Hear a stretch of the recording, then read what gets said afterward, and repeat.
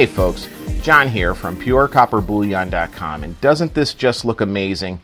In this video, we're going to go over what I do to polish this bullion to a brilliant mirror finish. Now let me start out by saying that proper prior planning ensures that you'll get a great result over and over again.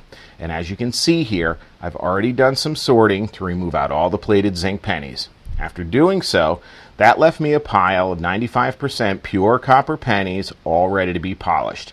The next step is to go through that pile and sort out all the 98% pure copper Canadian pennies, all the really cruddy oxidized pre-82 American pennies, and of course, we can't forget those beloved wheatbacks. Everybody loves them, and some of those babies really do carry an awful lot of numismatic value.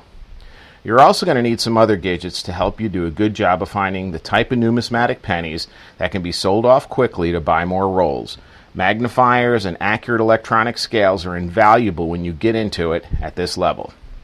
Now, like I said before, Canadian pennies boast a 98% pure copper content prior to 1996. I remove them from the others. I keep them separate even after the polishing phase. You're also going to want to remove all the filthy, crappy, and generally super cruddy ones. Corrosion, oxidation, and just plain old gunk will need a bit of extra attention, and sometimes even a soft brass wire wheel to give them a good scrubbing before they're ready to be processed and ultimately dumped into the polisher. Finally, that leaves the wheatbacks, just like the ones I have here. I'll take the time to separate them out from the others, and like I said before, I make sure to carefully go over each one with an updated coin value book to see which ones I can cash in on in order to get some more rolls and keep this copper pony running wild. Now let's focus our attention back over to the sorted bin of 95% pure copper bullion. They've all been through the machine, and I hope you've seen that video by now. If not, then please take a moment to visit my YouTube channel, like the video, and sign up for a subscription. I'm telling you, you won't be disappointed. Over there, I got a smaller pre-weighed bowl of prepared pennies all ready for the polisher. Remember, our goal here is to get this bullion absolutely super ultra shiny and as close to a brilliant mirror finish as humanly possible. But to do that, we're going to first need a few pieces of some relatively inexpensive equipment. I use exclusively the Lyman Turbo 2200 ammunition case polisher that basically anyone can find for around 60 bucks brand new at Amazon.com. And of course, a proprietary blend of polishing media with some special ingredients that are definitely going to take us all the way. This is where and why all the magic happens. I have a video on my site that's available for download at PureCopperBullion.com that will show you exactly how to use these two products together to get the stunning results that so many collectors desire. And I'm here to tell you, you're not going to find that video here on YouTube. Now the next step in this progression is to load the proprietary blend that makes up my special polishing media evenly into the vibratory tumbler.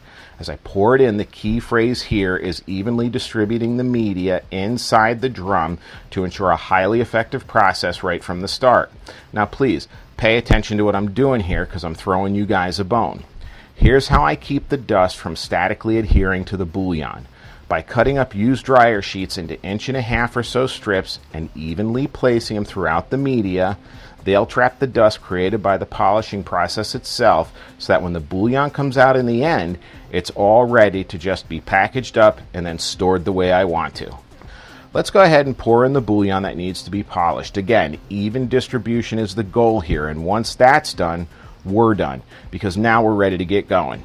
We've loaded in the polishing media, the dryer sheets, and finally the bullion itself is in the unit. Now, by placing the top securely on the unit and tightening down the locking nut, you're going to want to make sure that your vibratory polisher is securely set up on a firm surface. If you're using a table or bench to run this unit on, make sure it's steady enough to withstand the running of this unit. I don't want to see you guys damage your machine the first time you use it. If there's any doubt, then please place the polisher on the floor while you run it for safety. This will prevent any accidents from happening in case your machine decides to walk off the table because of the vibration. Okay? Now let's find the plug here and put some power to this machine. Notice how everything churns as the tumbler does its thing. If everything looks okay at this point, then let the machine run for 24 hours. All right.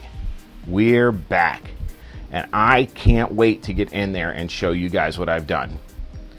Let's go ahead, cut the power over here, and then undo the locking nut so I can open up the top to show you guys the results.